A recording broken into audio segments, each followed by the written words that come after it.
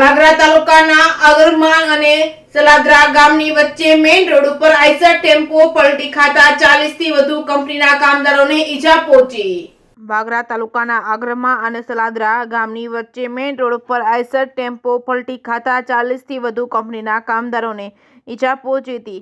વિલાયત જીઆઈડીસીની જુબેલિયન્ટ કંપનીમાંથી કામદારો કામ કરી પરત પોતાના રૂમ પર જઈ રહ્યા હતા તે દરમિયાન સલાદરા ગામ નજીક આઈસર ટેમ્પો પલટી ખાતા 40 થી વધુ કામદારોને ઈજા પહોંચતા તેમને સારવાર માટે વાગરા સામૂહિક આરોગ્ય કેન્દ્ર ખાતે ખસેડવામાં આવ્યા હતા। ઉલ્લેખનીય એ બાબત છે કે વિલાયત શાખા જીઆઈડીસીમાં ઘણી બધી કંપનીઓ આવેલી છે, જેમાં લોડિંગ વાહનોમાં કંપનીના કામદારોને લઈ જવા તથા લાવવા માટે પ્રાઇવેટ ગાડીઓમાં જેવા કે પિકઅપ ટેમ્પો, આઈસર ટેમ્પો જેવા વાહનોમાં તેમને લાવવા તથા લઈ જવા માટે ખીચોખીચ ઘેટા બકરાની જેમ કામદારોને બેસાડવામાં આવે છે, જેથી આગરમા અને સલાદરા ગામ વચ્ચે આઈસર અને ટેમ્પો પલટી ખાતા 40 થી વધુ લોકોને ઈજાઓ પહોંચી હતી। કોન્ટ્રાક્ટર પોતાના સ્વાર્થ માટે અને પોતાના રૂપિયા બચાવવા કામદારોનો જીવ જોખમમાં મુકાવી લોડિંગ ગાડીઓમાં બેસવા મજબૂર કરતા હોય છે। ખીચોખીચ પેસેન્જર ભરી આઈસર ટેમ્પો, પિકઅપ જેવા વાહનો દિવસભરમાં 2 થી 3 શિફ્ટ મારતા હોય છે। આરટીઓના નિયમોનો ભંગ કરી ગાડીઓના માલિકો અને કંપનીઓના કોન્ટ્રાક્ટરો લોકોના જીવન